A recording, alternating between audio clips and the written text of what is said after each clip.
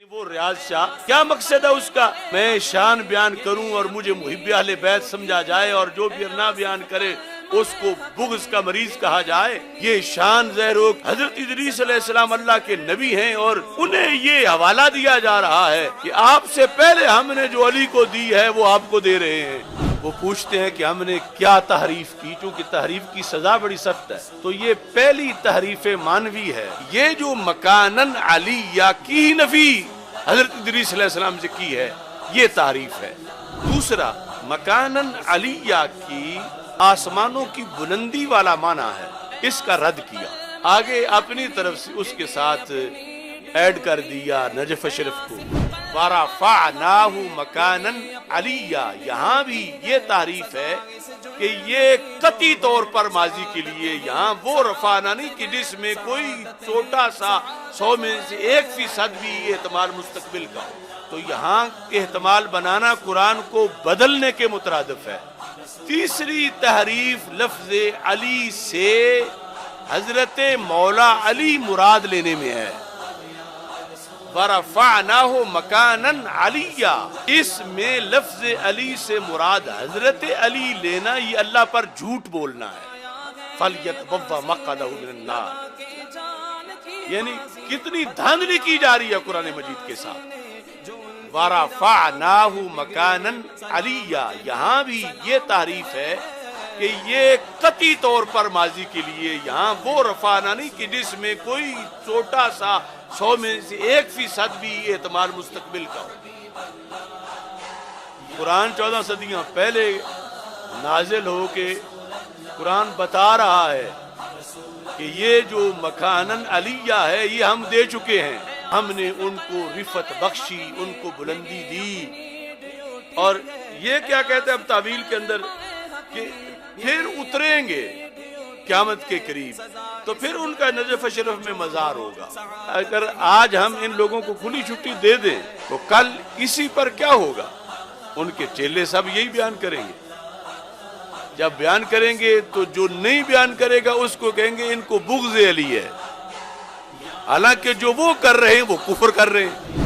دھمکی اعلیٰ حضرت کو دے رہا ہے، ہمیں پتا ہے سب کچھ، ہم پھر بیان کر دیں گے، ہم کھول دیں گے کہ کس نے عفریت کا معنی خبیث کیا، ہم بتا دیں گے۔ تو میں لائیو کہہ رہا ہوں، تو بول کیا بولتا ہے، میں امام احمد رضا کا دفاع کر کے تجھے دکھاؤں گا۔ بسم اللہ الرحمن الرحیم، رب اشرح لی صدری ویسر لی امری واحلل عقدۃ من لسانی یفقہ قولی، رضیت باللہ ربا وبالاسلام دینا وبمحمد صلی اللہ علیہ وسلم نبیا ورسولا۔ اللہ اکبر، اللہ اکبر، اللہ اکبر، لبیک لبیک لبیک یا رسول اللہ صلی اللہ علیہ وسلم۔ الحمد للہ رب العالمین، والصلاة والسلام علی خاتم النبیین سید الرسل و خاتم المعصومین وعلی آلہ واصحابہ اجمعین، اما بعد فاعوذ باللہ من الشیطان الرجیم، بسم اللہ الرحمن الرحیم، واذکر فی الکتاب ادریس انہ کان صدیقا نبیا ورفعناہ مکانا علیہ۔ صدق اللہ العظیم وصدق رسولہ النبی الکریم الامین۔ ان اللہ وملائکتہ یصلون علی النبی یا ایہا الذین آمنوا صلوا علیہ وسلموا تسلیما۔ الصلاۃ والسلام علیک یا سیدی یا رسول اللہ وعلی آلک واصحابک یا سیدی یا حبیب اللہ۔ الصلاۃ والسلام علیک یا سیدی یا خاتم النبیین وعلی آلک واصحابک یا سیدی یا خاتم المعصومین۔ مولا صلی وسلم دائما ابدا علی حبیبک خیر الخلق کلہم منزہ عن شریک فی محاسنہ فجوہر الحسن فیہ غیر منقاسم محمد تاج رسل اللہ قاطبۃ محمد صادق الاقوال والکلم محمد ذکرہ روح لانفسنا محمد شکرہ فرد علی الامم ربی صلی وسلم دائما ابدا علی حبیبک خیر الخلق کلہم خدایا بحق بنی فاطمہ کہ بر قول ایماں کنی خاتمہ اگر دعوتم رد کنی ور قبول منو دستو دامان آل رسول صلی اللہ علیہ وسلم۔ اللہ تبارک و تعالی جل جلالہ وعم نوالہ واتم برہانہ وعظم شانہ وجل ذکرہ وعز اسمہ کی حمد و ثنا اور حضور سرور کائنات مفخر موجودات زینت بزم کائنات دستگیر جہاں غم گسار زماں سید سروراں حامی بے کساں قائد المرسلین خاتم النبیین والمعصومین احمد مجتبی جناب محمد مصطفیٰ صلی اللہ علیہ وآلہ واصحابہ وبارک وسلم کے دربار گوہر بار میں ہدیہ درود و سلام عرض کرنے کے بعد السلام علیکم ورحمۃ اللہ وبرکاتہ۔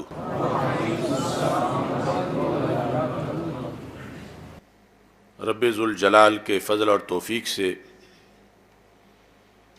تحریک لبیک یا رسول اللہ صلی اللہ علیہ وسلم اور تحریک صراط مستقیم کے زیر اہتمام سیدنا شاہ جلال ریسرچ سینٹر میں مرکز صراط مستقیم تاج باغ لاہور میں اجتماع جمعۃ المبارک کے موقع پر ہم سب کو شرکت کی سعادت حاصل ہو رہی ہے۔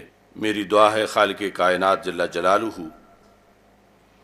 ہم سب کو قرآن و سنت کا فہم عطا فرمائے اور قرآن و سنت کے ابلاغ و تبلیغ اور اس پر عمل کرنے کی توفیق عطا فرمائے۔ آج کے خطبہ جمعۃ المبارک میں سورہ مریم کی آیت نمبر 57 کا ترجمہ اور اس کی تشریح ہمارا موضوع ہے۔ کنز الایمان شریف میں آیت نمبر 56 اور 57 کا ترجمہ اس طرح کیا گیا ہے، وَاذْكُرْ فِي الْكِتَابِ ادریس، اور کتاب میں ادریس کو یاد کرو، سیدنا ادریس علیہ السلام۔ اِنَّهُ كَانَ صِدِّيقًا نَبِيًّا، بے شک وہ صدیق تھا غیب کی خبریں دیتا۔ وَرَفَعْنَاهُ مَكَانًا عَلِيًّا، اور ہم نے اسے بلند مکان پر اٹھا لیا۔ وَرَفَعْنَاهُ مَكَانًا عَلِيًّا، یہ ہمارا آج کا موضوع ہے، جس میں رفعنا جو ماضی کا صیغہ ہے اس پر بحث ہے، اور اس کے بعد مکانن دوسری بحث اس پر ہے، اور تیسری بحث علیہ لفظ علیہ پر اس کے مفہوم و معنی کے لحاظ سے بحث ہے۔ اس آیت کی تفسیر کے لحاظ سے ہمارے درس نظامی میں جو صدیوں سے نصاب میں تفسیر پڑھائی جا رہی ہے، تفسیر جلالین، اس کے اندر یہ لکھا ہے ہوا حی فی السماء الرابعہ، کہ حضرت ادریس علیہ السلام چوتھے آسمان میں زندہ ہیں۔ یہ ایک تفسیر ہے۔ او السادسہ، یا چھٹے آسمان میں زندہ ہے۔ او السابعہ، یا ساتویں آسمان میں زندہ ہے۔ او فی الجنت، یعنی یہ چوتھا معنی ہے مکانن علیہ کا، کیونکہ جنت بھی بہت اونچی ہے، یا آسمانوں میں نہیں بلکہ وہ جنت میں ہیں۔ جنت میں کیسے ہیں؟ ادخلہا بعد ان اذیق الموت، انہیں آسمانوں پر زندہ اٹھائے جانے کے بعد پھر موت چکھائی گئی، اور جو اللہ کا دستور ہے وہ پورا کر کے اس کے بعد احیا، انہیں زندہ کیا گیا، اور اس طرح یعنی یہ کرنے کے بعد انہیں پھر جنت میں داخل کیا گیا۔ ولم یخرج منہا، پھر جنت سے ان کو نکالا نہیں گیا اور نہ نکالا جائے گا، کیونکہ جنت کا قانون یہ ہے کہ جو اس میں چلا جائے یہ آئندہ کے لحاظ سے تو پھر اس کو نکالا نہیں جاتا۔ تو یہاں انہوں نے اس کی 4 تفسیریں بیان کی کہ مکاناً علیہ سے مراد زمین کا کوئی ٹبہ نہیں ہے، کوئی اونچی جگہ، بلکہ یہ سب آسمانوں کے لحاظ سے ہے اور جنت کے لحاظ سے۔ اب ان اقوال میں سے پھر ہم راجح قول جو ہے سند کے لحاظ سے اس کا تعین کریں گے انشاءاللہ، اور ساتھ اس کی مزید ایک تفسیر جو 5ویں ہے اس کا بھی ذکر کریں گے۔ جلالین کے جو حواشی ہیں فتوحات الہیہ اور ساوی، ان کے اندر بھی پھر اس کی تفصیلات کا ذکر ہے۔ اس مقام کی تفسیر میں خصوصی طور پر تفسیر کبیر کے اندر اس کا خلاصہ ذکر کیا گیا ہے۔ امام رازی رحمۃ اللہ علیہ ارشاد فرماتے ہیں وَرَفَعْنَاهُ مَكَانًا عَلِيًّا وَفِيهِ قولان، بنیادی طور پر اس کی تفسیر میں 2 قول ہیں۔ احدہما انہ من رفعۃ المنزلہ، کہ بلندی سے مراد مکان کی جو بلندی ہے تو اس سے مراد مانوی مکان ہے۔ مانوی مکان کا مطلب یہ ہے مقام و مرتبہ۔ ایک یہ قول ہے کہ ہم نے آپ کا مقام و مرتبہ بلند کر دیا، جس طرح کہ وَرَفَعْنَا لَكَ ذِكْرَكَ رسول اکرم صلی اللہ علیہ وسلم کے لیے ہے، تو یہاں وَرَفَعْنَاهُ مَكَانًا عَلِيًّا، یہ ایک قول ہے۔ دوسرا قول ان المراد بہ الرفع فی المکان، ان المراد بہ الرفعۃ فی المکان الی موضع عال، کہ اس سے مراد حصی مکان ہے، کہ کسی بلند جگہ کی طرح بلند مکان کی طرف حضرت ادریس علیہ السلام کو اٹھانا۔ امام راضی کہتے ہیں وَهَذَا اولا، تو ان دونوں میں سے یہ جو دوسرا قول ہے یہ اولا ہے۔ مقام سے مراد مانوی مقام و مرتبہ نہیں ہے، بلکہ حصی مکان، بلند جگہ، وہ مراد ہے۔ اب اس کے بعد اٹھائے جانے میں آسمانوں پر یہ تو سب کا مذہب ہے کہ زندہ اٹھائے گئے، اس کے بعد پھر 2 قول ہیں کہ اب بھی زندہ ہیں، اکثریت کا یہی مذہب ہے، اور دوسرا وہ قول کہ زندہ اٹھائے گئے لیکن اس کے بعد موت آئی۔ یہاں پر تفسیر میں یعنی حصی مکان، اور وہ بھی زمین پر نہیں آسمانوں پر، یہ جتنی بھی تفاسیر ہیں ان کا خلاصہ ہے اور راجح ہے اور صحیح ترین ہے۔ اس سلسلہ میں جو مختلف اقوال ہیں ان کے بعد جو راجح کا تعین ہے وہ بھی میں آپ کے سامنے رکھتا ہوں۔ 6 آسمان کا قول، یہ ایک روایت ہے حضرت عبداللہ بن عباس رضی اللہ تعالی عنہ سے، جو تفسیر ابن جریر اور تفسیر در منصور دونوں میں سند کے ساتھ موجود ہے۔ جنت میں ہونے کا قول حضرت زید بن اسلم کا ہے۔ 7ویں آسمان پر ہونے کا قول حضرت ابو سلیمان دمشقی کا ہے، لیکن جو صحیح ترین اور راجح قول ہے عقل و نقل کے لحاظ سے اور تفسیر مأثور کے لحاظ سے، وہ چوتھے آسمان کے بارے میں قول ہے کہ حضرت سیدنا ادریس علیہ السلام چوتھے آسمان میں ہیں اور زندہ ہیں۔ اس کے لحاظ سے سب سے پہلی دلیل تو یہ ہے کہ یہ قول یعنی بعض کے مفسرین سے نہیں بلکہ سند کے ساتھ اور سند صحیح کے ساتھ متعدد صحابہ رضی اللہ تعالی عنہم سے مروی ہے، جن میں سر فہرست حضرت انس بن مالک رضی اللہ تعالی عنہ ہیں، جنہوں نے حدیث مرفوع جو رسول پاک صلی اللہ علیہ وسلم کا اپنا فرمان ہے معراج کی رات کے لحاظ سے، اس سے استدلال کرتے ہوئے اپنا مذہب یہ بیان کیا کہ وَرَفَعْنَاهُ مَكَانًا عَلِيًّا، یہ زمین کا کوئی مکان نہیں، آسمانوں پر ہے اور آسمانوں میں چوتھے آسمان پر ہے۔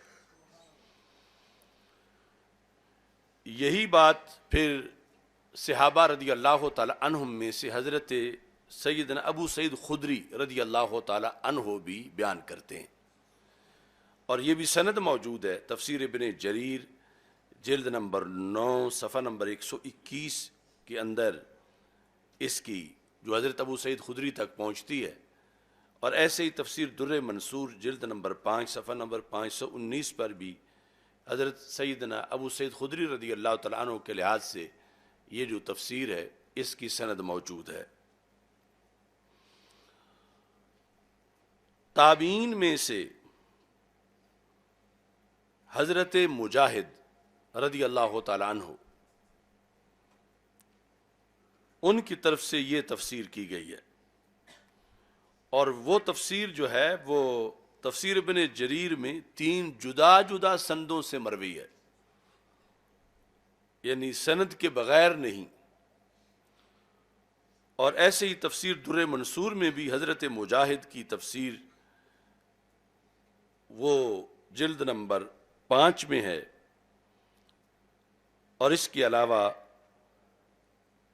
مصنف ابن ابی شیبہ میں جلد نمبر 16 صفحہ نمبر 554 پر یہ تفسیر موجود ہے کہ مکاناً علیہ سے مراد چوتھا آسمان ہے، اور یہ صحابہ و تابعین نے یہ تفسیر بیان کی ہے۔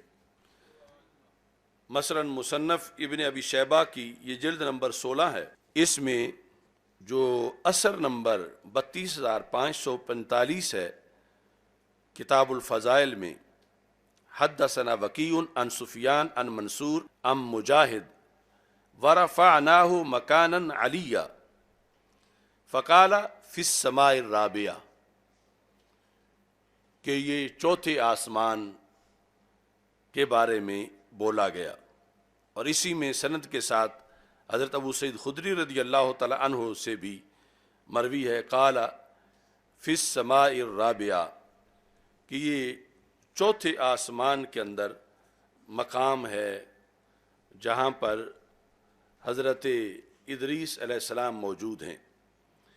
یہ تفسیر ابن جریر جو کہ سند کے ساتھ مأثور تفسیر میں سب سے پہلی تفسیر امت میں شمار کی جاتی ہے، تو اس کے اندر جلد نمبر 9 میں پوری سند حضرت مجاہد تک مروی ہے، اور ابن ابی نجیح سے ام مجاہد قولہ ورفعناہ مکانا علیہ قال، حضرت مجاہد نے کہا ادریس رفع فلم یمت کما رفع عیسیٰ علیہ السلام، کہ حضرت ادریس علیہ السلام کو اٹھایا گیا زمین سے، پس آپ پر موت نہیں آئی۔ کیسے اٹھایا گیا؟ جس طرح کہ حضرت عیسیٰ علیہ السلام کو اٹھایا گیا، یعنی یہ ورفعناہ مکانا علیہ، اس کی مأثور تفسیر ہے جو سند کے ساتھ مصنف تک پہنچی ہے۔ اس کی پھر انہوں نے متعدد اسناد اور بھی بیان کی ہیں، اور پھر عن ابی سعید الخدری رضی اللہ عنہ ورفعناہ مکانا علیہ قال فی السماء الرابعہ، تو حضرت ابو سعید خدری رضی اللہ تعالیٰ عنہ سے علیحدہ سند سے یہ چیز انہوں نے بیان کی کہ مکانا علیہ سے مراد چوتھا آسمان ہے۔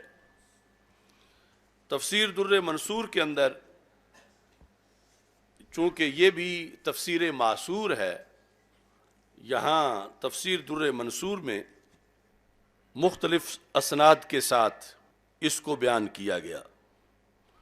حضرت مجاہد کی سند سے بھی، اور لکھا ہے رفع ادریس کما رفع عیسیٰ ولم یمت، کہ مکان علیہ کی تفسیر جو ہے وہ چوتھا آسمان ہے۔ عن ابی سعید الخدری رضی اللہ تعالیٰ عنہ عن النبی صلی اللہ علیہ وسلم، یہاں یہ وضاحت ہے کہ حضرت ابو سعید خدری اپنی طرف سے بیان نہیں کرتے، حضرت ابو سعید خدری رسول پاک صلی اللہ علیہ وسلم سے روایت کرتے ہیں، یعنی جس طرح حضرت انس بن مالک رضی اللہ تعالیٰ عنہ۔ تو یہ یعنی اس کے لحاظ سے، جو سند کے لحاظ سے جو تفسیر ہے اس کا تذکرہ ہے۔ اب اس میں بعض تفاسیر کے اندر سبب بیان کیا گیا کہ آپ کو آسمانوں پہ کیوں اٹھایا گیا۔ وہ جو سبب بیان کیا گیا تو اس میں کچھ روایات حضرت کعب احبار سے، اور ایسے ہی حضرت وہب بن منبہ، ان سے بھی سبب کے لحاظ سے ذکر موجود ہے۔ تو ہماری دلیل حضرت وہب بن منبہ نے جو سبب بیان کیا کہ کیوں آسمانوں پہ اٹھایا گیا، وہ دلیل ہے، اور اس کے اندر سببیت کا جو تذکرہ ہے وہ درجنوں تفاسیر کے اندر اس کو ذکر کیا گیا ہے، جس میں تفسیر ساوی وغیرہ سب کے الفاظ جو ہیں وہ موجود ہیں۔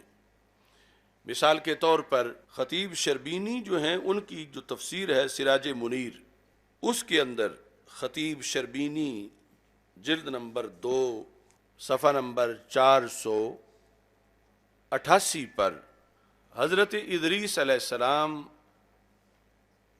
کا آسمانوں کی طرف اٹھایا جانا، اس کا سبب بیان کرتے ہیں، اور اس میں بھی یہ حضرت واب کے حوالہ سے تذکرہ کرتے ہیں، کانا یرفع لادریس کل یوم من العبادات ما یرفع لجمیع اہل الارض فی زمانہ، کہ جب حضرت ادریس علیہ السلام زمین پر ظاہری حیات میں زندہ تھے اپنے عہد میں، تو روزانہ ان کی عبادت جو وہ کرتے تھے اللہ کی، آسمانوں کی طرف جو وہ اٹھائی جاتی تھی، تو اس کی مقدار اتنی تھی کہ ایک طرف جمیع اہل ارض کی عبادت تھی، کہ اس عہد کے اہل زمین سارے مل کر جتنی اللہ کی عبادت کرتے تھے، یہ اکیلے اتنی کرتے تھے،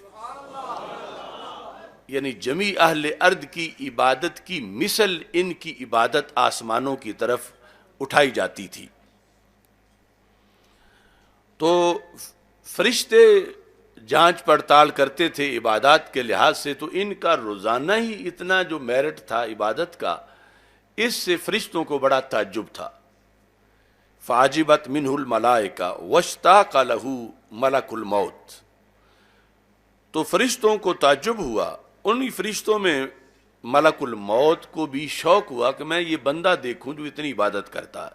فاستأذن ربہ فی زیارتی، تو انہوں نے اللہ سے اجازت مانگی، چونکہ اللہ کے قانون کے پابند ہیں سارے فرشتے، تو زمین پر آنے کے لیے ملک الموت نے اللہ تعالیٰ سے اجازت مانگی کہ میں اس بندے سے ملنا چاہتا ہوں، اے اللہ تیری اجازت سے۔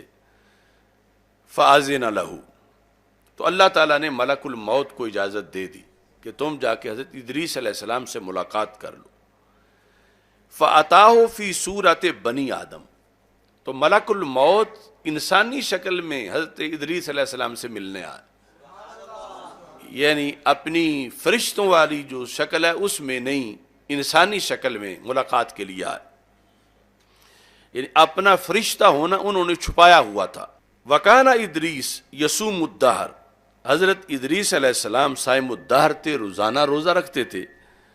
فَلَمَّا كَانَ وقت افطارہ دعاہ الی طعام، جب پہلے دن ملاقات تھی تو افطار کا وقت ہوا تو حضرت ادریس علیہ السلام نے انہیں دعوت دی کہ آؤ آپ بھی میرے ساتھ کھانا کھا لو، افطار کا وقت ہے۔ فَأَبَىٰ أَن يَأْكُلَ مَعَهُ، تو یہ ملک الموت جو انسانی شکل میں گئے ہوئے تھے انہوں نے کھانا کھانے سے انکار کیا۔ فَفَعَلَ ذَلِكَ ثَلَاثَ لَيَالٍ، دوسرے دن بھی وقت ہوا، انہوں نے پیشکش کی کہ آپ کھانا کھا لیں تو انہوں نے پھر انکار کیا۔ تیسرے دن حضرت ادریس علیہ السلام نے پھر ان کو کہا کہ آپ میرے ساتھ کھانا کھا لیں، انہوں نے پھر انکار کیا۔ جب 3 دن اس طرح گزر گئے تو پھر حضرت ادریس علیہ السلام کو یہ خیال آیا کہ یہ مخلوق کیا ہے کہ جو کھانے کے بغیر میرے ساتھ کھانا بھی نہیں کھاتے، زندہ ہیں اور ان کے لیے کوئی مسئلہ نہیں ہے۔ تیسری رات حضرت ادریس علیہ السلام نے فرمایا انی ارید ان اعلم من انت، میں یہ چاہتا ہوں کہ میں جانوں آپ کون ہیں۔ قال انا ملک الموت، تو پوچھنے پر بتا دیا ملک الموت نے کہ میں ملک الموت ہوں۔ استأذنت ربی ان اصحبک، میں نے اپنے رب سے اجازت مانگی کہ میں آپ کی صحبت میں رہنا چاہتا ہوں، تو میرے رب نے مجھے اجازت دے دی، تو اس لیے مجھے کھانے پینے کی ضرورت نہیں، میں صرف آپ کی صحبت میں ملاقات کے لیے اللہ سے اجازت لے کے آیا ہوا ہوں۔ تو حضرت ادریس علیہ السلام کے پاس یعنی اتنے شوق سے آنے والا جو مہمان تھا اور جس نے اتنا سفر طے کیا اور ایک پرمیشن اللہ کی طرف سے وہ آئے ہوئے تھے، تو آپ نے چاہا کہ اب اس مہمان سے میں بھی اپنا کوئی کام کرواؤں۔ فقال لی الیک حاجہ، آپ نے ملک الموت سے کہا میرا آپ سے ایک کام ہے۔ قال ما ہی، تو ملک الموت نے کہا آپ فرمائیں کیا کام ہے۔ قال تقبض روحی، میں یہ چاہتا ہوں کہ آپ میری روح قبض کریں، آئے ہوئے ہیں آپ میری روح قبض کریں۔ تو روح اب آنا اللہ کے اذن سے تھا، تو روح اذن کے بغیر تو قبض نہیں کر سکتے تھے۔ اللہ تعالیٰ سب کچھ سن رہا تھا کہ ان کی آپس میں کیا گفتگو ہو رہی ہے۔ فَأَوْحَى اللَّهُ تَعَالَى إِلَيْهِ، اللہ تعالیٰ نے وحی کر دی ملک الموت کے لیے کہ آپ ان کی بات مان لیں، ان کی روح قبض کریں۔ فَقَبَضَ رُوحَهُ، تو انہوں نے حضرت ادریس علیہ السلام کی روح کو قبض کر لیا، لیکن چونکہ ان کا جو وقت تھا زندگی اور ساری صورتحال، یہ وقت نہ ان کی وفات کا تھا نہ ان کا معین تھا، لیکن ان کی ایک چاہت تھی، تو اللہ تعالیٰ نے فرمایا قبض کرو لیکن اسی ٹائم واپس کر دو۔ وَرَدَّ إِلَيْهِ بَعْدَ سَاعَةٍ، قبض کر کے 1 ساعت کے بعد واپس روح لوٹا دی۔ وہ ساعت عربی میں مختلف معنی میں استعمال ہے، بہرحال تھوڑے وقت کے بعد روح واپس لوٹا دی۔ اب ملک الموت نے پوچھا مل فائدہ تو فی سوال کا قبض الروح، اس میں کیا فائدہ آپ کو حاصل ہوا؟ قبض روح جو آپ نے ڈیمانڈ کی اور اجازت مل گئی، میں نے روح قبض بھی کی، آپ روح قبض کروا کے کیا لینا چاہتے تھے؟ قالا، تو حضرت ادریس علیہ السلام نے کہا لِأَذُوقَ کرب الموت وغمتہ، میں چکھنا چاہتا تھا کہ موت سے کتنا کرب آتا ہے بندے پر، تاکہ میں مزید اس کی تیاری کروں باقی زندگی میں۔ حالانکہ وہ پہلے جتنی عبادت کرتے تھے اتنی سارے بھی مل کے بھی نہیں کرتے تھے، لیکن مقصد پھر بھی یہ تھا کہ مجھے پتا چلے کہ موت بڑی سخت چیز ہے تو میں اس کے لیے مزید تیاری کروں. میں اس لیے پہلے تجربہ کرنا چاہتا تھا موت کا اصل وقت سے پہلے کہ آئے تو مجھے پتا چل جائے کہ لِأَذُوقَ كَرْبَ الْمَوْتِ وَغَمَّتَهُ فَأَكُونَ أَشَدَّ اسْتِعْدَادًا لَهُ، تو پھر میں پہلے سے بھی زیادہ اس کی تیاری کر سکوں. یہ مقصد تھا، چونکہ بندے کو پتہ ہو فلاں جگہ جانا ضرور ہے اور اس کے اتنے تقاضے ہیں، تو پھر میں مزید اس کی تیاری کروں. یہ جواب دے دیا. اب حضرت ادریس علیہ السلام نے فرمایا میرے ایک اور بھی کام ہے آپ سے، ان لی الیک حاجہ اخری، ایک دوسرا کام بھی آپ کے ذمے ہے. تو حضرت ملک الموت نے کہا وہ کیا ہے؟ قال ترفعنی الی السماء، مجھے آسمانوں کی طرف لے چلو. کیوں؟ لانظر الیہا، تاکہ میں آسمان دیکھوں، وَإِلَى الْجَنَّةِ وَالنَّارِ، اور جنت دوزخ میں دیکھ لوں. تو اللہ کے محبوب تھے اور محبوبوں کی باتیں ٹالی نہیں جاتی. فَأَذِنَ اللَّهُ تَعَالَى لَهُ فِي ذَلِكَ، اللہ تعالیٰ نے فرمایا اجازت ہے میری طرف سے. ملک الموت کو کہا کہ یہ جو کہتے ہیں آپ ایسا کر دو، ان کو لے آؤ آسمانوں پہ. یعنی یہ سبب بیان ہو رہا ہے کہ وہ آسمانوں پہ کیوں اٹھائے گئے. فرفعہ، اسرائیل علیہ السلام ان کو اٹھا کے اوپر لے گئے اور سب سے پہلے آسمانوں کے مشاہدہ میں دوزخ کا معائنہ کروایا کہ یہ دوزخ ہے، اور پوچھا وما ترید، یہ دوزخ دیکھ کے آپ نے کیا کرنا تھا؟ تو آپ نے فرمایا جو اس کا کنٹرولر ہے، فرشتہ مالک، اسے کہو این یفتح ابوابہا فاردھا، کہ وہ اس کا دروازہ کھولے. میں صرف باہر سے نہیں دیکھنا چاہتا، میں اندر جانا چاہتا ہوں. واردہ یاردو آردو، میں اس میں وارد ہو جاؤں، میں اس کو اس طرح دیکھنے کے بعد داخل ہونا چاہتا ہوں. تو اب یہ خصوصی طور پر بلائے گئے تھے، اعزاز سارا تھا. تو ملک الموت کے کہنے پر وہ جو مالک ہیں انہوں نے دروازہ کھولا جہنم کا، اور یہ جہنم میں داخل ہوئے اور فرمانے لگے جیسے دوزخ دکھائی ایسے مجھے اب جنت بھی دکھاؤ. فذهب بھی الی الجنہ، تو ملک الموت آپ کو جنت کی طرف لے گئے. فاستفتح، وہاں بھی آپ نے کہا میں نے صرف باہر سے نہیں دیکھنی، میں نے اندر بھی جانا. تو ففتح ابوابها، اب یہ حکمت تھی دوزخ سے پہلے ہو جانے کی کہ دوزخ میں گیا ہوا تو نکل سکتا ہے، جنت میں گیا ہوا نکل سکتا.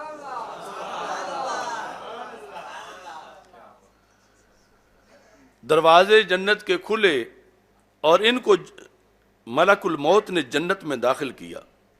ثم قال له ملک الموت اخرج، کہ اب آپ نے جو آپ کی ڈیمانڈ تھی وہ پوری ہو گئی ہے، جنت بھی دیکھ لی، دوزخ بھی دیکھ لی، بلکہ داخل بھی ہو لیا ہے. اب تشریف لے چلو، واپس چلیں زمین پہ. لتعود الی مکانک، تاکہ جہاں سے میں نیچے سے لے کے آیا ہوں آپ کو وہاں لے چلوں. تو حضرت ادریس علیہ السلام نے ایک درخت کو پکڑ لیا اور اس کے ساتھ چمٹ گئے. فرمایا ما اخرج منہا، میں تو یہاں سے نہیں نکلوں گا. اب ان کا آپس میں مکالمہ ہو رہا تھا. وہ کہتا تھا میں نے اللہ سے اجازت اتنی لی تھی آپ کو صرف دکھانے کی، تو یہاں رہنے کی تو اجازت نہیں تھی. تو حضرت ادریس علیہ السلام کہتے تھے نہیں نہیں، میں نے تو ادھر ہی رہنا ہے. فبعث اللہ تعالی ملکا حکما بینہما، تو اللہ نے ایک فرشتہ بطور جج بھیجا کہ ان کا فیصلہ کرو. اب جس وقت اس کے سامنے دلائل پیش ہوئے تو ملک الموت نے کہا کیوں آپ کیوں نہیں نکلنا چاہتے؟ حضرت ادریس علیہ السلام سے یہ کہا یعنی یہ جو ہمارے قرآن کے اندر آیات ہیں یہ اللہ کی طرف سے ان کو پہلے القاء کی گئی تھیں جو قانون ہے. تو آپ نے حضرت ادریس علیہ السلام نے فرمایا کہ ایک قانون تو یہ ہے کل نفس ذائقۃ الموت، کہ جو بھی ذی روح ہے اللہ کا قانون ہے کہ اس نے موت کو چکھنا ہے. اب مجھے نیچے لے جا کے کیا کرنا، میں نے تو چکھ لی ہے پہلے ہی. موت میں نے اس وقت کہا تھا مجھے چکھا دو، تو موت میں نے چکھ لی ہے. پھر فرمایا اللہ کا ایک یہ وعدہ ہے وَإِن مِّنكُمْ إِلَّا وَارِدُهَا، کہ ہر بندہ جو دنیا میں آیا ہے اس نے جہنم میں ضرور وارد ہونا ہے. تو اس کا طریقہ یہ ہے کہ مثلا اوپر پل صراط ہے، جو ویسے جہنمی ہیں وہ تو گر جائیں گے تو ان کا وارد ہونا وہ ہوگا، اور جو پار ہو جائیں گے اوپر پل سے گزر کے تو ان کا وارد ہونا بھی پایا جائے گا. یہ ہر کسی کو وارد ہونا ہے جہنم کے اندر. دو طریقے ہیں. تو انہوں نے کہا میں تو ویسے ہی وارد ہو آیا ہوں، واپس جا کے پھر یہ بذریعہ پل صراط اوپر سے گزرنا اور وہ جو ورود کا معنی ہے اس سے تو میں تو خود عین جہنم میں داخل ہوا ہوں اور وارد ہو چکا ہوں. وقد وردتھا، وہاں میں وارد ہو چکا ہوں. یہ دوسرا قانون ہے. ان کا تیسرا اللہ کا قانون یہ ہے وما ہم منہا بمخرجین، جنت سے کسی کو نہیں نکالا جائے گا.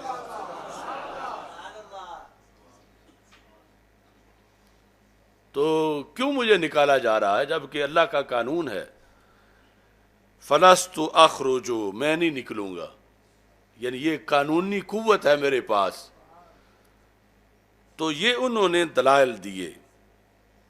فاوحى اللہ تعالی الی ملک الموت، اللہ تعالیٰ نے پھر وحی کی حضرت ملک الموت کو کہ آپ ضد نہ کرو. بِإِذْنِ داخل الجنہ، میرے اذن سے جنت میں داخل ہوا، غیر قانونی تو داخل نہیں ہوئے. بِإِذْنِ داخل الجنہ وَبِإِذْنِ لا يخرج، میرے اذن سے ہی داخل ہوئے، اور آگے بھی آیت میرا اذن ہے کہ جو داخل ہو وہ نکلتا نہیں پھر جنت سے. وَبِإِذْنِ لَا يَخْرُجُ، تو میرے اذن سے ہی یہ نہیں نکل رہے تو ان کو ادھر ہی رہنے دو. تو کہتے ہیں فَهُوَ حَيٌّ هُنَاكَ، اس واسطے وہ وہاں پہ زندہ ہے.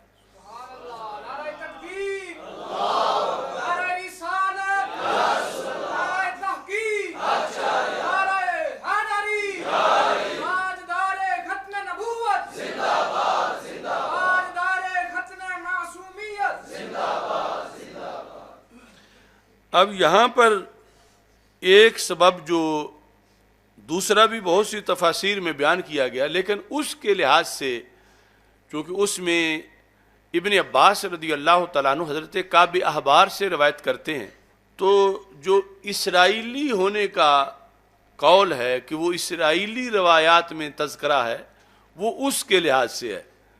اس واسطے ہم نے اسرائیلی روایت کو اپنی دلیل نہیں بنایا، جو غیر اسرائیلی روایت ہیں، بلکہ خود رسول پاک صلی اللہ علیہ وسلم تک جن کی سند جاتی ہے، اصل معنی تو اس کا ہے. آگے سبب کے اندر یہ اسرائیلی روایت ذکر ہے دوسری کتابوں میں، جس کے لحاظ سے ابن کثیر نے یہ کہا کہ اس کے بعض الفاظ میں نکارت ہے.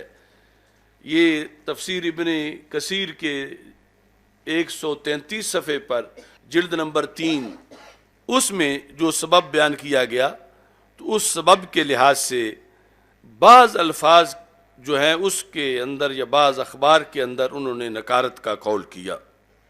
اب یہاں پر ایک تو یعنی یہ جو کچھ لوگ عذر بنا رہے ہیں کہ یہ چوتھے آسمان پر ہونا یہ اسرائیلی روایات میں ہے، تو یہ اسرائیلی روایات نہیں ہیں، اسلامی روایات ہیں، اور اس کی باقاعدہ پوری سندیں موجود ہیں، اور اس میں پھر یہ تفسیر معصور ہے خود صحابہ نے رسول پاک صلی اللہ علیہ وسلم سے جو سنی، اور ایسے ہی پھر تابعین نے جس کو روایت کیا، اور تابعین سے یہ جو مدون ہیں تفاسیر کے ان تک پوری سندوں سے یہ بات پہنچی.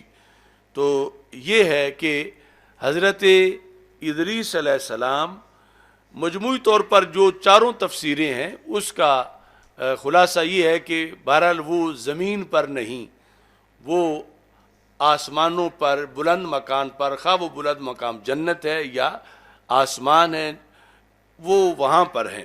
یہاں اس بحث کی ضرورت اس لیے پیش آئی کہ پنڈی کے ایک شخص نے یہاں پر اپنی من مانی تفسیر کی، یعنی جس کا کتب تفسیر میں دور تک کہیں ذکر نہیں، نہ کسی اسرائیلی تفسیر میں، نہ کسی اسلامی تفسیر میں۔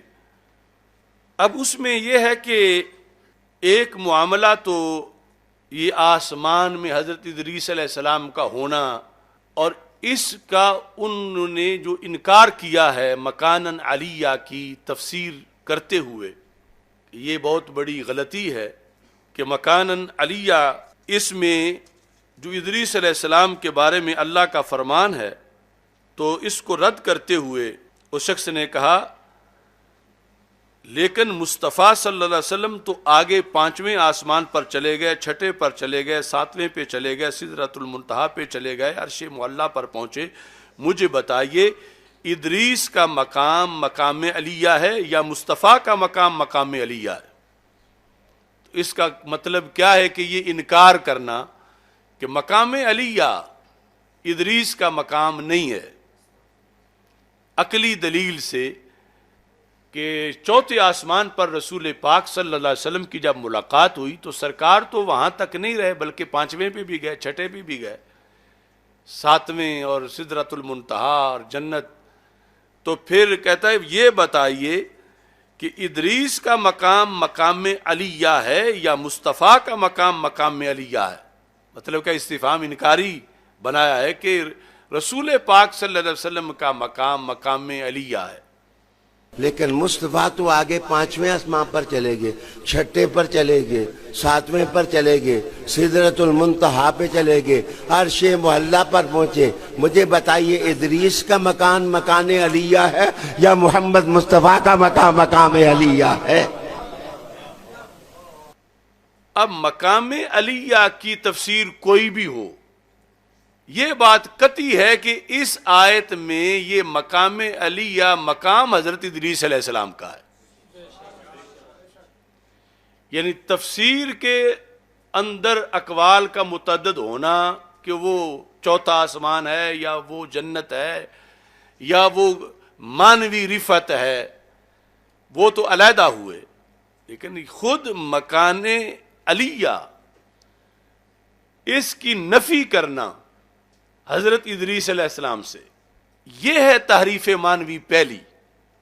وہ پوچھتے ہیں کہ ہم نے کیا تحریف کی، چونکہ تحریف کی سزا بڑی سخت ہے، تو یہ پہلی تحریف مانوی ہے کہ قرآن نے مکانن علیہ ثابت کیا حضرت ادریس علیہ السلام کے لیے۔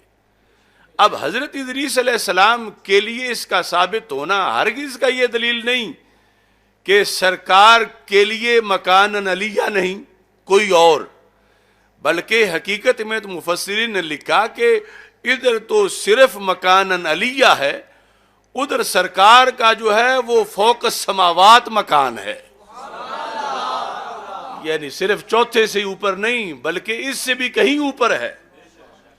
تو وہ ایک علیحدہ حقیقت ہے کہ سرکار کا تو جتنا بلند و بالا ہے اتنا اور کسی نبی کا ہے ہی نہیں، مگر اس کا یہ تقاضا نہیں کہ جو نص قرآنی میں کسی کا ہو اس کا انکار کر دیا جائے۔ تو مکانن علیہ سورہ مریم میں اس آیت کے اندر بالیقین قطعی طور پر تواتر کے ساتھ، یعنی قرآنی نص میں یہ مقام ہے حضرت ادریس علیہ السلام کا، اور یہ قانون ہے کہ جسے قرآن ثابت کرے اس کی نفی کرنا، یا جس کی نفی کرے اسے ثابت کرنا، یہ توہین قرآن ہے اور یہ کفر ہے۔ ابھی اس پر میں وہ شفا سے حوالہ پیش کروں گا۔ ہم کسی پر فتویٰ نہیں لگائیں گے لیکن ہم مسئلے کی وضاحت کریں گے، یہ اس لیے بھی ضروری ہے۔ اگر آج ہم ان لوگوں کو کھلی چھٹی دے دیں تو کل اسی پر کیا ہوگا؟ ان کے چیلے سب یہی بیان کریں گے جب بیان کریں گے تو جو نہیں بیان کرے گا اس کو کہیں گے ان کو بغض علی ہے، حالانکہ جو وہ کر رہے ہیں وہ کفر کر رہے ہیں، جو وہ کر رہے ہیں وہ حرام کر رہے ہیں، جو وہ کر رہے ہیں وہ تحریف کر رہے ہیں۔ تو اس فتنے کا اس لیے دروازہ، اور میں نے یہ یعنی کئی سال پہلے سے یہ کہا ہوا ہے کہ جو کام روافض کا ہے یہ سارے وہ دھندا کریں گے۔ روافض ہر دوسری تیسری آیت میں تعریف مانوی کرتے ہیں، اور وہی کام انہوں نے شروع کیا ہوا ہے۔ یہ صرف یہی نہیں، اور بھی کئی مقامات پر۔ تو اس بنیاد پر یہ پہلی تحریف مانوی ہے اس ایک جملے میں جو اس شخص نے اس مقام پر تقریر میں کہا۔ میں دوبارہ وضاحت کر رہا ہوں تاکہ اس کے سننے والے یہ نہ کہیں کہ جی جملہ کاٹ دیا یا یہ ہو گیا یا ڈبنگ ہو گئی۔ کوئی اس میں اس کے اپنے الفاظ ہیں، نہ پہلے سے کوئی جملہ کاٹا ہے نہ کوئی اور بات ہے۔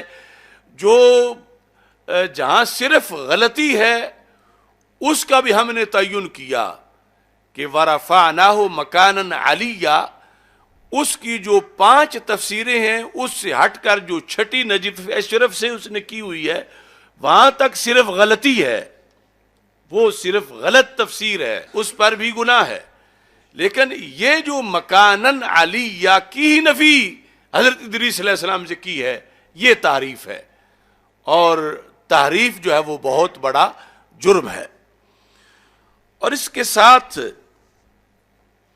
دوسرا یہ ہے کہ ادریس علیہ السلام کا مزار ادھر ہی ہے جدھر نجف اشرف شریف میں علی کا مزار ہے۔ یہ جملے ہیں اس شخص کے، جدھر نجف اشرف میں علی کا مزار ہے رضی اللہ تعالیٰ عنہ۔ اور کتابیں پڑھیں، اب تھوڑا سا مزہ لیں۔ وہ شخص کہتے ہیں اور کہ ادریس کا مزار نجف اشرف ہے، وَرَفَعْنَاهُ مَكَانًا عَلِيًّا، ہم نے ان کو وہ جگہ دی جو جگہ علی کو دی۔ اللہ کا کرنا، ادریس علیہ السلام کا مزار ادھر ہی ہے جدھر نجف اشرف شریف میں علی کا مزار ہے۔ کتابیں پڑھیں اور کتابیں پڑھیں۔ اب تھوڑا سا مزہ لیا کہ ادریس کا مزار نجف اشرف میں، اور آگے کا وَرَفَعْنَاهُ مَكَانًا عَلِيًّا، ہم نے اس کو وہ جگہ دی جو جگہ علی کو دی۔ ان میں کوئی ڈبنگ نہیں، نہ یہ ہے کہ ماقبل سے کوئی ربط نہ ہو یا کاٹ کے لفظ جوڑ دیے گئے ہوں۔ یہ پورے کا پورا اس شخص نے بیان کیا ہے۔ اب یہاں پر اس تقریر تک اس شخص کا جو موقف، ایک تو مکانن علیہ اس کی نفی کی، معنی کوئی بھی ہو، دوسرا مکانن علیہ کی جو آسمانوں کی بلندی والا معنی ہے اس کا رد کیا، اور تفسیر بحر مدید سے صرف یہ لے کر کہ مرتبے کی بلندی کو بھی یہ مکان علیہ کہا جا سکتا ہے، آگے اپنی طرف سے اس کے ساتھ ایڈ کر دیا نجف اشرف کو۔ اب یہاں جو ہے وہ یہ معنی یہ اقرار کیا کہ حصی اونچائی مراد نہیں بلکہ مانوی اونچائی مراد ہے۔ یہ لفظ ہیں، یہاں پر البحر المدید کا مؤلف لکھتا ہے کہ یہاں مکانن علیہ سے اس طرح اونچائی مراد نہیں، اس سے مراد مانوی اونچائی ہونا ہے معنی کے لحاظ سے۔ اب جس وقت یہ بات نکلی تو پھر فوراً انہوں نے اس کو تعویل اس کی، نہ ہاتھ باغ پر ہے نہ پا ہے رکاب میں، تو پھر کبھی ادھر ٹکر ماری کبھی ادھر ٹکر ماری، اور تعویل کی جلدی میں اپنے ہی گفتگو کے بالکل خلاف تعویل کی، اور دونوں باتوں میں تعارض لازم آ گیا۔ وضاحتی کلپ میں کہا کہ جو آسمان پر ہیں وہ آسمان پر ہی نہیں رہیں گے بات کا بتنگڑ بنانے والوں وہ نیچے بھی اتریں گے. جو آسمان پر ہیں وہ آسمان پر ہی نہیں رہیں گے، بات کا بتنگڑ بنانے والوں وہ نیچے بھی اتریں گے.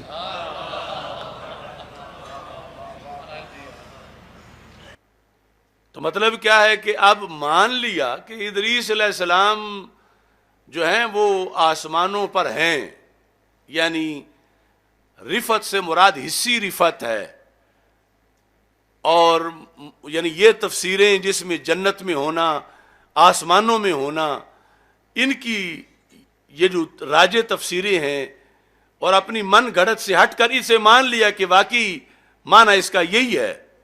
لیکن آگے کہا کہ جس نے آسمانوں پہ ہونا ہے اس نے اترنا بھی ہے. تو اترنا بھی ہے کا مطلب کیا ہے کہ جب اتریں گے تو پھر ان کا مزار کوفہ میں ہوگا، نجف اشرف میں ہوگا.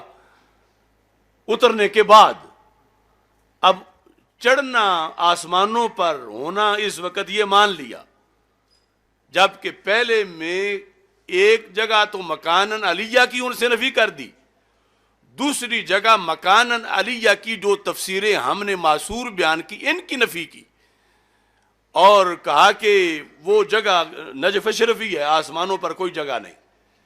اور جو وضاحت کی تو اس میں کہا کہ ٹھیک ہے آسمانوں پر ہیں، اتریں گے بھی.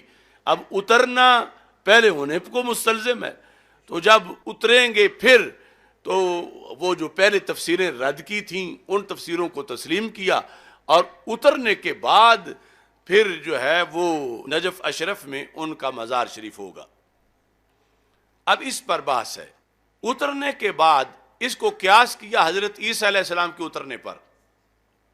یہ وہ مسجد ہے جس کے بارے میں مشہور ہے کہ عیسیٰ علیہ السلام اس کے ایک مینار پر اتریں گے. جو آسمان پر ہیں وہ آسمان پر ہی نہیں رہیں گے، بات کا بتنگڑ بنانے والوں وہ نیچے بھی اتریں گے.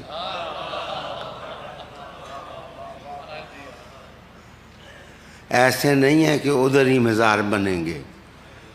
عیسیٰ علیہ السلام کا مزار اب بھی حضور کے مزار اقدس کے ساتھ جگہ بنی ہوئی ہے کہ عیسیٰ علیہ السلام یہاں مدفون ہوں گے. چار ہی تو ہیں، الیاس، ادریس، خضر اور عیسیٰ علیہ السلام. عیسیٰ علیہ السلام کی مزار کی جگہ متعین ہے، وہ آسمانوں پر نہیں رہیں گے، نیچے بھی آئیں گے. اگر آنکھوں کی جگہ آپ کے بنٹے لگے ہوئے ہیں تو میں کیا کروں؟ تو ادریس علیہ السلام بھی چوتھے آسمان پر دفن نہیں ہوں گے، وہ بھی نیچے اتریں گے، ان کا بھی کہیں مزار ہوگا. تو پہلا رد یہ ہے کہ حضرت عیسیٰ علیہ السلام کا اترنا وہ تو حدیث صحیح سے ثابت ہے، اور پھر یہ کہ ان کی کا روضہ پاک رسول پاک صلی اللہ علیہ وسلم کے حجرہ اقدس کے اندر بنے گا، یہ حدیث میں ذکر ہے. لیکن آپ کے پاس کون سی حدیث ہے کہ حضرت ادریس علیہ السلام اتریں گے اور پھر ان کا روضہ پاک نجف اشرف میں بنے گا؟ اس کا تو کہیں تذکرہ تک نہیں اہل سنت کی روایات کے اندر، تعلیمات کے اندر، احادیث اور کے اندر. یہ صرف خانہ ساز جو طریقہ ہے روافض کا اس کے مطابق ہے، اس کا تو کوئی سر پیر نہیں. ایک طرف وہ حضرت عیسیٰ علیہ السلام کی اترنے والا قطعی عقیدہ، اور دوسری طرف یہ من گھڑت بات. اور اس میں کہ جو آسمانوں پہ ہے، آگے عقلی بات ہے کہ قبر آسمان پہ نہیں بنے گی، یہ اللہ کی قدرت ہے کہ وہ کس حالت میں کسی پیغمبر کے وجود کو رکھنا چاہے. وہ محتاج تو نہیں کہ زمین پر آئیں. یہاں پر مختلف تفسیریں اور جلالین میں جو گزرا کہ موت کا ذائقہ چکھا پھر جنت میں داخل کر دیا گیا اور وہ جنت میں ہی رہیں گے، تو وہ پھر نجف اشرف میں قبر کے لیے کہاں آئیں؟ تو یہ ساری یعنی اپنا وہ جھوٹ چھپانے کے لیے ایک نئی تعویل گھڑی، اور یہ نہیں سوچا کہ جو میں پہلے کہہ چکا ہوں یہ تعویل تو اس کے ہی خلاف ہے، کہ پہلے میں نے آسمانوں پر چڑھنے کا انکار کیا ہوا ہے اور اب میں اقرار کر رہا ہوں اور پھر ایک ساتھ قول جو بیان کر رہے ہیں، آخر تم تو حجت نہیں ہو، حجت قرآن و سنت ہے، اور اس کے بعد جو ہے وہ تعلیمات ہیں صحابہ اہل بیت رضی اللہ تعالیٰ عنہم کی، اور وہ سارے دلائل کی ترتیب ہے۔ اور یہ نہیں کہ اب پھنس گئے ہو تو آج کہتے ہیں کہ میرے کلام کا مطلب مجھ سے پوچھو، اور اتنے میں ہی بھول گئے ہو بھی 3-4 سال پہلے جب میرے کلام کی باری تھی اس وقت تو مطلب تم بیان کرتے تھے۔ تو مطلب یہ ہے کہ عدالت قرآن و سنت کی ہے، اس کے اندر جو ہے وہ مطلب جو پاس ہے واضح ہے۔ اور یہ فدق والے معاملے میں یہ روافظ کے ساتھ سارے مل کر یہ اسی لیے کر رہے تھے کہ ہم نے خرمستیاں کرنی ہیں اور اس کو اتنا مارو کہ یہ بولنے کے قابل نہ رہے، اور یہ اللہ کا فضل ہے ہم پھر بھی جی رہے ہیں اور بول رہے ہیں۔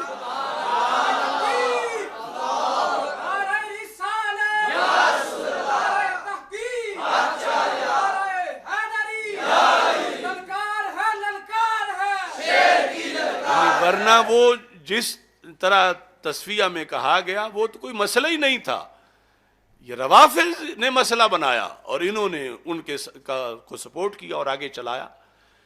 اب یہاں پر دوسری تحریف جو ہے وہ رفعنا میں ہے، یعنی ویسے تو قانون ہے کہ کبھی جو کام مستقبل میں قطعی ہونا ہو، اگرچہ مستقبل میں ہونا ہو، اس کو ماضی سے تعبیر کر دیا جاتا۔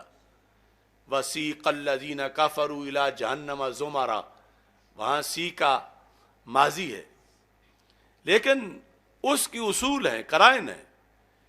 اس کے علاوہ جو ماضی ہو اسے مستقبل بنانا یہ تعریف ہے، تو یہاں رفعنا ہے ماضی، یعنی تصور کرو نا جب قرآن نازل ہو رہا تھا ہمارے آقا صلی اللہ علیہ وسلم کے سینہ مبارک پر، تو اللہ تعالیٰ فرما رہا تھا وَاذْكُرْ فِي الْكِتَابِ إِدْرِيسَ إِنَّهُ كَانَ صِدِّيقًا نَبِيًّا وَرَفَعْنَاهُ مَكَانًا عَلِيًّا۔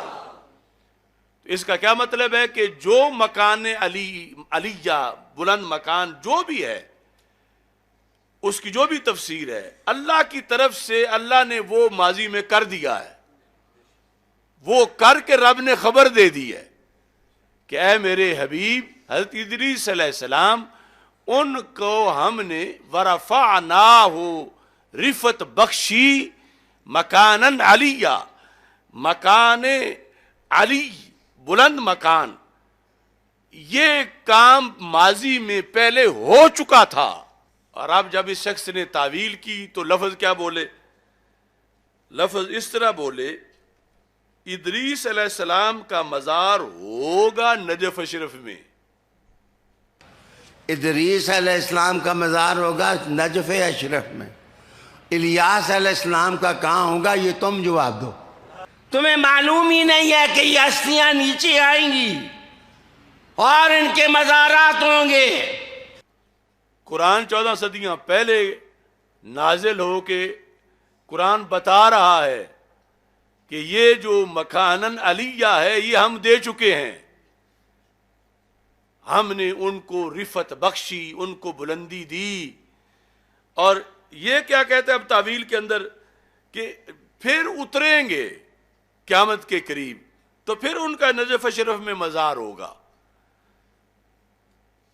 تو مزار ہوگا نجف اشرف میں۔ اور یہ ساری تعویل جو ہے وہ اس کا مدار مستقبل پر کہ کانا کا معنی بھی یکونو کیا جائے، انہو کانا صدیقا نبیہ، آگے ورفعنا اس کا کیا جائے نرفعو، رفعنا کو نرفعو بنایا جائے، تو کسی میں طاقت ہے کہ رفعنا کو نرفعو بنائے؟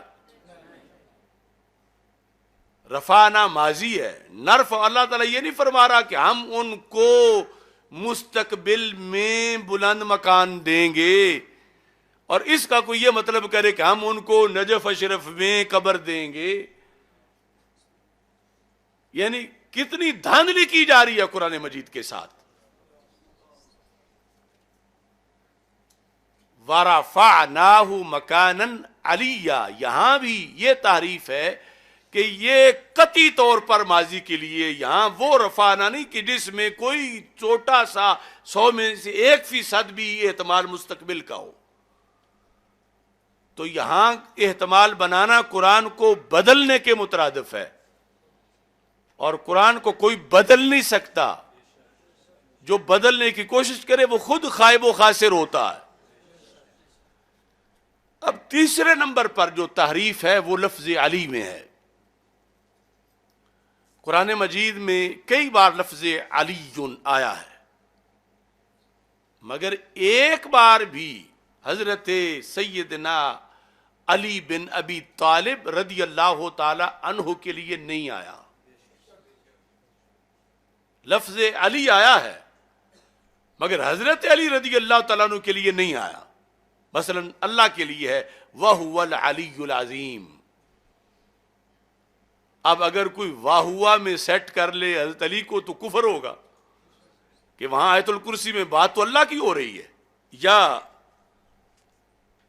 اور جو ہے وہ آیات اگر دیکھیں، اللہ تعالیٰ فرماتا ہے سورہ نساء میں ان اللہ کان علیٰ کبیرا. ان اللہ کان علیٰ کبیرا، کہ اللہ کیا ہے؟ اللہ کبیر علی ہے. علیًا کبیرا. تو اب یہاں کوئی مکس کر لے کہ وہ اللہ وہ علی کبیر ہے اور یہ علی صغیر ہے تو یہ تعریف ہوگی. علیًا کبیرا یہ اللہ کے صفاتی ناموں میں سے ایک نام ہے، اور مولا علی رضی اللہ تعالیٰ عنہ کا نام جو لفظ علی ہے وہ علم ہے، وہ بطور وصف نہیں. مکانن علیہ یہاں جو لفظ علی ہے یہ بطور وصف ہے. یہ سارے طلباء دوسرے پہلے سال کے بھی جانتے ہیں کہ مکانن موصوف ہے اور علیًا اس کی صفت ہے، اور یہ سب کو پتہ ہے جو علم ہو وہ کسی کی صفت نہیں بنتا. علم موصوف تو بنتا ہے، کسی کی صفت نہیں بنتا. تو اگر علی سے مراد حضرت علی رضی اللہ تعالیٰ عنہ ہیں علیًا کبیرہ میں، یہ اس کے اندر مکانن علیہ میں، تو پھر لازم آئے گا کہ ایک ہستی کا جو علم ہے اس کو صفت بنایا جا رہا، جو عربی گرامر میں اس کی کوئی مثال نہیں ہے. تو مکانن علیہ تیسری تحریف لفظ علی سے حضرت مولا علی مراد لینے میں ہے، جو باقاعدہ اس شخص نے بولا ہے. اس شخص نے یہ کہا ہے کہ ادریس علیہ السلام ادھر ہی ہے جدھر نجف اشرف میں علی کا مزار ہے. وَرَفَعْنَاهُ مَكَانًا عَلِيًّا یہ لفظ بول کے آگے ترجمے کی جگہ لکھا ہے. کیا ہم نے ان کو وہ جگہ دی جو جگہ علی کو دی. اللہ کا کرنا. ادریس علیہ السلام کا مزار ادھر ہی ہے جدھر نجف اشرف شریف میں علی کا مزار ہے. کتابیں پڑھیں اور کتابیں پڑھیں. اب تھوڑا سا مزہ لے آؤ کہ ادریس کا مزار نجف اشرف میں، اور آگے کا وَرَفَعْنَاهُ مَكَانًا عَلِيًّا ہم نے اس کو وہ جگہ دی جو جگہ علی کو دی. تو یہاں مکانن علیہ میں علی لغوی ہے، علم نہیں. اگر ہوتا نا کسی ذات کا نام علی یہاں پر تو پھر ہونا تھا مکان علی، یعنی مکان جو ہے مکانن نہیں ہونا تھا، مکان آگے علی مضاف الیہ ہونا تھا کہ ہم نے ان کو حضرت علی والا مکان دیا، مکان علی. تو قرآن مجید میں کیا مکانن، مکانن. تو کون ہے جو قرآن بدلے؟ تو یہ تیسری تحریف ہے کہ جو بالیقین 14 صدیوں میں جو صحابہ سے لے کر یعنی خود رسول پاک صلی اللہ علیہ وسلم کی ذات سے لے کر کسی نے یہاں پر لفظ علی سے مراد حضرت علی مراد نہیں لیا. علی کا لغوی معنی وہ کیا بلند مکان علی یا بلند مکان, اور اس شخص نے لفظ علی سے مراد حضرت علی لیا. اور یہ کوئی چھوٹی سی جسارت نہیں ہے, یہ بہت بڑی جسارت ہے. اب یہ اسی طرح ہے, میں وہ مثال دینے لگا ہوں نقل کفر نباشد, تو کسی نے اس پہ ہنسنا نہیں. مثلا معاذ اللہ کوئی بندہ گفتگو کرتے ہوئے کہے کہ یہ جو لوگ صرف استعمال کرتے ہیں, ایک صابن ہوتا ہے نا ایک صرف, تو کہے کہ صرف استعمال کرنے والوں سے اللہ پیار نہیں کرتا, اور پڑھے ان اللہ لا یحب المسرفین, ان اللہ لا یحب المسرفین. اب مسرفین کا معنی اور ہے. یہ جو صرف ہے یہ اس وقت تھی نہیں جب قرآن اترا تھا. اب ظاہری طور پر اتنی مناسبت جس طرح مسرفین اور صرف, یہ اس وقت کے مفکر اسلام اور مفسر قرآن نے دیکھا ہوا کہ مکانن علیہ سے, جس طرح کہ معاذ اللہ نقل کفر نباشد کوئی کہے کہ ہماری کمپنی یوفون کا نام تو قرآن میں ہے, یوفون بعہدہم, تو کفر ہوگا. اسی طرح یعنی جس معنی میں لفظ استعمال ہے قطعی طور پر اس سے ہٹ کر ایک نیا مطلب اس کا گھڑنا, یہ تیسری تحریف ہے. اور اس میں حضرت سیدنا صدیق اکبر رضی اللہ تعالی عنہ, آپ کا قول احیاء العلوم میں امام غزالی رحمۃ اللہ علیہ نے لکھا ہے, یہ تحریف تو بڑی دور کی بات ہے, صرف اپنی رائے سے معنی میں کوئی تبدیلی کرنا. حضرت صدیق اکبر رضی اللہ تعالی عنہ فرماتے ہیں ایو ارض تقلنی وایو سماء تذلنی اذا قلت فی القرآن برأیی. حضرت صدیق اکبر رضی اللہ تعالیٰ عنہ جیسا انسان, افضل البشر بعد الانبیاء علیہ السلام, آپ فرماتے ہیں اگر میں قرآن میں اپنی رائے سے بات کروں تو پھر کون سی زمین ہے جو مجھے اٹھا کے رکھے گی, اور کون سا آسمان ہے جو پھر مجھ پہ سایہ کرے گا. یعنی اتنا بڑا یہ معاملہ ہے. ایو ارض تقلنی, کون سی زمین ہے جو میرا پھر بوجھ اٹھائے جہاں میں پاؤں رکھوں, اور کون سا آسمان ہے جو مجھ پہ سایہ کرے. اذا قلت فی القرآن برأیی, جب میں اپنی رائے سے قرآن کے بارے میں کچھ کہوں.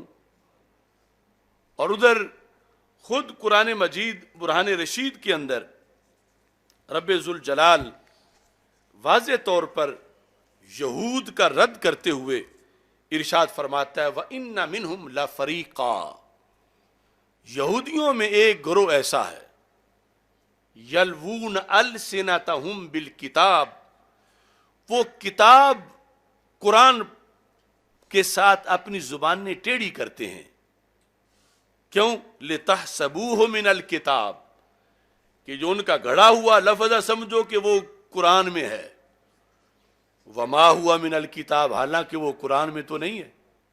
وَيَقُولُونَ هُوَ مِنْ عِنْدِ اللَّهِ, اور کہتے ہیں یہ اللہ کی طرف سے ہے. وَمَا هُوَ مِنْ عِنْدِ اللَّهِ, حالانکہ وہ اللہ کی طرف سے تو نہیں ہے. وَيَقُولُونَ عَلَى اللَّهِ الْكَاذِبِ, یہ رب کے بارے میں جھوٹ بولتے ہیں. وَهُمْ يَعْلَمُونَ, حالانکہ ان کو پتا ہے کہ ہم جو بیان کر رہے ہیں جھوٹ ہے.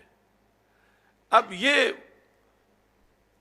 کیا وَرَفَعْنَاهُ مَكَانًا عَلِيًّا, اس میں لفظ علی سے مراد حضرت علی لینا یہ اللہ پر جھوٹ بولنا ہے. فَلْيَتَبَوَّأْ مَقْعَدَهُ مِنَ النَّارِ, اور یہ کہہ رہے ہیں کہ یہ قرآن میں ہے. اللہ تعالیٰ فرماتا ہے کہ یقولون ہوا من عند اللہ وما ہوا من عند اللہ, کہ جو ہم ثابت کر رہے ہیں کہ ادریس علیہ السلام کا مزار انہیں وہی جگہ دی گئی جو حضرت مولا علی رضی اللہ تعالیٰ عنہ کو دی گئی. تو یہ ثابت کرنا چاہتے ہیں کہ اللہ کی طرف سے. اللہ فرماتا میری طرف سے تو نہیں ہے. تو اس شخص کا کیا ٹھکانہ ہے جو اللہ پر جھوٹ بولے. اور یہ جو بیماری ہے ہم نے مسلسل اس کی تشخیص کی اور اس پہلے بتایا کہ رسول اکرم صلی اللہ علیہ وسلم نے فرمایا کہ مولا علی آپ کے اندر یہ وصف ہے کہ کچھ لوگ آپ کے بغض میں جہنمی بنیں گے اور کچھ وہ تعریف کر کے جہنمی بنیں گے جو حقیقت میں شان آپ کو نہیں دی گی وہ گھڑ کے بنائیں گے. آج دیکھو یہ پکڑی گئی بات. یعنی مقصد اس شخص کا کیا ہے. یہ شخص یعنی وہ ریاض شاہ یعنی کیا مقصد ہے اس کا کہ میں شان بیان کروں اور مجھے محب اہل بیت سمجھا جائے اور جو بھی نہ بیان کرے اس کو بغض کا مریض کہا جائے. یعنی یہ شان ظاہر ہو کہ حضرت ادریس علیہ السلام اللہ کے نبی ہیں اور انہیں یہ حوالہ دیا جا رہا ہے کہ آپ سے پہلے ہم نے جو علی کو دی ہے وہ آپ کو دے رہے ہیں. جو ان کا مشن ہے اندرونی اگرچہ ظاہر کہتے رہے کہ کوئی غیر نبی نبیوں کے برابر نہیں ہو سکتا لیکن اندر ثابت یہ کرتے ہیں. اب مقصد ہے بظاہر کہ مولا علی کی ایک شان بیان کی جائے اور شان بیان کرنے کا جو شانیں ہیں اللہ اور اللہ کے رسول علیہ السلام نے بتائی ہیں. یہ نہیں قرآن سے بغاوت کرو اور شان بیان کرو. یعنی ایسے لوگوں سے تو خود مولا علی بیزار ہیں. اب دیکھو آپ نے انہی لوگوں کے لحاظ سے یہ ارشاد فرمایا تھا جو حدیث شریف موجود ہے مشکات شریف میں اور دیگر کتب میں مسند امام احمد میں. حضرت مولا علی رضی اللہ تعالیٰ عنہ فرماتے ہیں کیا لفظ ہیں. فرمایا یہلک فی رجلان میرے بارے میں دو قسم کے بندے مارے جائیں گے. پر ہمارے معاشرے میں ایک قسم کے بندے کو بیان کیا جاتا ہے کہ صرف علی والے مارے جائیں گے. مولا علی کہتے ہیں جیسے بغض علی والے مارے جائیں گے اتنے ہی وہ بھی مارے جائیں گے کہ جو میری شان نہیں لیکن گھڑ کے وہ میری طرف منسوب کر رہے ہیں برابر کے جرم میں ہیں. یہلک فی رجلان میرے بارے میں دو قسم کے. اب خود مولا علی کو پتا ہے نا. اب یہ تو خود فرما رہے ہیں کہ ایسا ہوگا اور یہ ریاض شاہ پکڑا گیا ویسا کرتا ہوا کہ یہ شان نہیں ہے قرآن و سنت میں ان کی اور اس نے گھڑ کے بنا دی. اور جو بنائے وہ کون ہوتا ہے کیا جہنمی. یہلک فی رجلان میرے بارے میں دو قسم کے لوگ ہلاک ہوں گے. بلکہ پہلے ذکر ہی ایسے بندے کا کیا محب مفرط. وہ میرا محب جو محبت میں حد سے بڑھنے والا ہے. کیسے. فرمایا یقرزنی بما لیس فیہ میری تعریف ان لفظوں سے کرتا ہے جو میرے اندر شان ہے ہی نہیں. مولا علی تو مولا علی ہے. وہ عام دنیا کے موجودہ دنیا دار پیروں کی طرح تو نہیں کہ جس نے تعریف کی جو بھی ہو چلو تعریف تو کر رہا ہے. وہ کہتے ہیں جس نے میری وہ تعریف کی جو شان مجھے دی نہیں گئی وہ بندہ جہنم میں جائے گا. اور ساتھ فرمایا کہ مبغض جو میرا بغض رکھتا ہے یحملہ شنآنی علی ان یبہتنی کہ وہ میرے ساتھ جو اس کی عداوت ہے وہ اسے برانگیختہ کرتی ہے کہ مجھ پہ بہتان لگائے. یعنی میری سچی شانیں بھی نہیں مانتا وہ بھی جہنم میں جائے گا. اب ہمارا یہی جرم ہے کہ ہم نے یہ دونوں کمپنیاں ان کو اجاگر کیا یعنی ان کا تعارف لوگوں کو کرایا کہ وہ بھی جہنم کا راستہ ہے اور وہ بھی جہنم کا راستہ ہے اور تیسرا راستہ اہل سنت کا ہے جو کہ جنت کا راستہ ہے.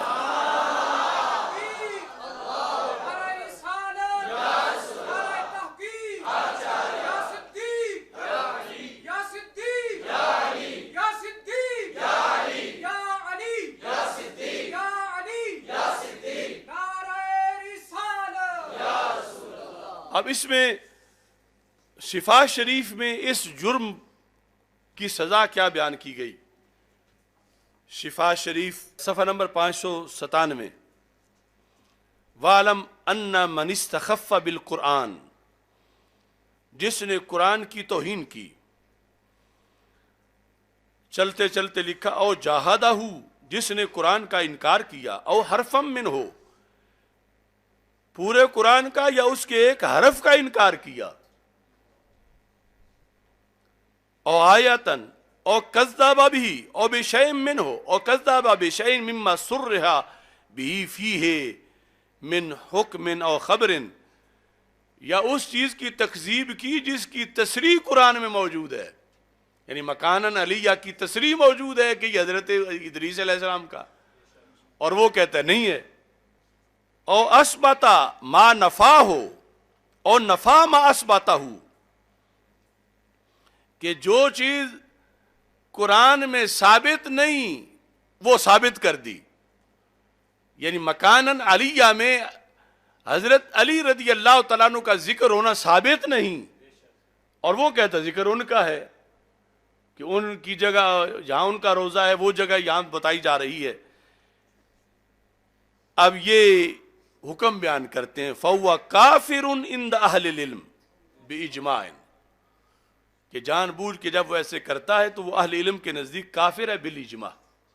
یعنی یہ کوئی چھوٹی سی بات نہیں کہ جو اٹھے اپنی مرضی سے کوئی تفسیر کر دے کہ یہ میرے ذہن میں آتا ہے، اور پھر کوئی صوفیانہ تفسیر کی آڑ بنائے، کوئی اشاری تفسیر کی آڑ بنائے. نہیں، یہ قانون ہے شریعت کا. تو یہاں جو ہے وہ خرمستیاں نہیں چلتی، اس کے سارے اصول جو ہیں وہ لکھے ہوئے ہیں. اب اس پر بحث تو بہت لمبی چوڑی ہے، لیکن یہ ہم نے صرف ابتدائی خلاصہ 3 تحریفیں ذکر کی ہیں. اور متنبہ ہونا چاہیے سب کو کہ آئندہ کوئی اپنے لفظوں میں اس طرح کی چیز جو ہے وہ بیان نہ کرے، بلکہ جو بیان کی گئی جس نے بیان کی وہ یہ سنے اور گول مول رجوع نہیں، جو اس کا تقاضا ہے اس کے مطابق وہ تسلیم کرے جو بھی اس نے غلطیاں کی ہیں، بلکہ صرف تفسیر بالرائے نہیں کی، تحریف کا جو ارتکاب کیا ہے. اب یہاں کہتے ہیں الٹا چور کوتوال کو ڈانٹے. غلطی اس نے خود کی، اور تفسیر بالرائے سے بڑھ کر تحریف قرآن کا، تحریف مانوی کا مرتکب ہوا. اور آگے چلو یہ جو کہہ رہا ہے کہ لاکھ لعنت، اور پھر ساتھ اپنے شاہ ہونے کے لحاظ سے کہ ہمارا بڑا خلق ہے. یاد رکھیں سادات کا ادب ہمیں سادات نے ہی سکھایا ہے، لیکن ہمیں یہ بھی سکھایا ہے کہ جب سید کسی ایک صحابی کو بھی تان کرے تو اس کی سیادت ختم ہو جاتی ہے. تو یہ جو گروپ ہے محمود شاہ ہو یا عبد القادر شاہ یا ریاض شاہ، تو ان سے تان ثابت ہے. لہذا ہم تو شریعت کے پابند ہیں. ادب کریں تو ہم ان پڑھ سید کے نالین بھی سر پہ رکھیں اگر صحیح العقیدہ ہو، لیکن جو صحابہ کو تان کرے اور پھر ہم سے اپنے اس کارڈ کی وجہ سے دب چاہے تو وہ پہلے توبہ کر کے اپنے آپ کو صحیح کرے. اور یہاں تانے دینے تھے کہ آنکھوں کی جگہ تم نے بنٹے رکھے ہوئے ہیں، تمہیں پتہ کوئی نہیں ہے، اور کیا کوڑ کریلی اور کیا کیا مثالیں، اور ساتھ یہ بھی کہ ہمارا خلق بڑا اچھا ہے. چلو یہ آج کے جو سامنے ہیں جن کو پتہ نہیں کس کس کو کیا سمجھ کے کیا کہتے رہے، لیکن جو دھمکی اس نے اعلی حضرت کو دی ہے یہ ہم معاف نہیں کر سکتے. یعنی خود تحریف کا مرتکب ہے اور دھمکی دے رہا ہے اعلی حضرت کو کہ ہمیں پتہ ہے سب کچھ، ہم پھر بیان کر دیں گے، ہم کھول دیں گے کہ کس نے عفریت کا معنی خبیث کیا، ہم بتا دیں گے. یہ دھمکی دی جا رہی ہے کہ ہمیں مت چھیڑو، ہم پھر بتا دیں گے. معاف کرنا، مجھے چھیڑو نا، مجھے چھیڑو. مجھے وہ بھی معلوم ہے کہ عفریت کا معنی خبیث کس نے کیا. مجھے یہ بھی معلوم ہے آباسا کا معنی تیوری چڑھانا حضور کے لیے کس نے کیا. مجھے یہ بھی معلوم ہے حضور کے صحابہ نامرد ہیں، یہ کس نے کہا. مجھے یہ سب کچھ معلوم ہے، لیکن چپ رہن دو، چپ کر میرے لیے جانیاں بولن دی. لیکن زیادہ تنگ کرو گے تو بچے پھر راز کھلیں گے، اور جب کھلیں گے تو پھر تنگ ہوگے، آپ تنگ ہوں گے. میں آپ کو دھمکی اعلی حضرت کو دے رہا ہے، یعنی اس نے 3 لفظ بول کے معین کیا اعلی حضرت کو جو اعلی حضرت نے لکھے ہوئے ہیں. تو میں لائیو کہہ رہا ہوں کہ تجھ میں تو اتنی طاقت بھی نہیں کہ تو اعلی حضرت کا نام لے کے یہ تنقید کرتا، لیکن تم چھپ نہیں سکے. اور ہم جو کئی سالوں سے تمہارے اندر بغض اعلی حضرت دیکھ رہے تھے، بالآخر آج وہ بغض عیاں ہو گیا. اور میں اعلی حضرت کی فکر کا چھوٹا سا سپاہی ہوں. تو بول، کیا بولتا ہے؟ میں امام احمد رضا کا دفاع کر کے تجھے دکھاؤں گا.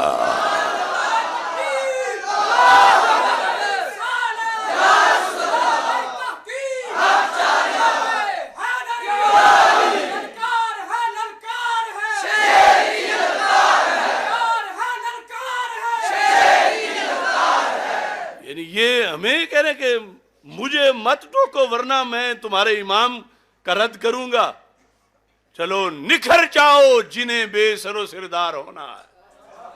اعلی حضرت کے نام پہ کھا کھا کے آج یہ بگھوڑے ان کے خلاف یوں بول رہے ہیں. تنظیمات اہل سنت کا بیڑا غرق کیا ان جاسوسوں نے. ایک طرف آدھا ان میں دیوبندیت کا عنصر تھا، دوسرا رفض کا تھا. انجمن طلباء اسلام کی جڑیں کاٹیں. اور آج بھی ہمارے نوجوانوں کو سوچنا چاہیے کہ یہ بگھوڑے کسی اور کے پالے ہوئے تھے اور امام احمد رضا بریلوی کی تنظیمات پر آ کر مسلط ہوئے، اور اب وہ سب گنز نکل چکا ہے. تو ان کا پوری طرح ہر فورم پہ محاسبہ کیا جائے. یہ کئی مگرمچھ بیٹھے ہوئے ہیں مختلف تحریکوں کے نام دے کر، اور یہ رفض کو آگے پروان چڑھا رہے ہیں.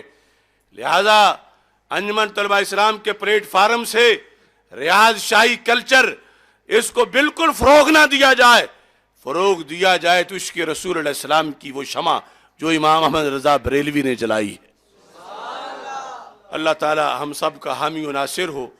یہ مختصر سی وضاحت تھی، اگر کسی نے مانگی تو انشاءاللہ مزید بھی کریں گے، کیونکہ ہمارا کام ہی یہ دین کا تحفظ ہے. آیات کا کوئی انکار کرے، ترجمے کا کوئی انکار کرے، اور ہم چپ کر کے بیٹھے رہیں کہ گالیاں پڑیں گی، کروڑوں گالیاں دیں ایسے لونڈے، ہمیں ان کی کوئی پرواہ نہیں، کیونکہ ہم نے جواب قیامت کے دن اللہ اور اس کے رسول علیہ السلام کے دربار میں دینا ہے. وآخر دعوایا ان الحمد للہ رب العالمین.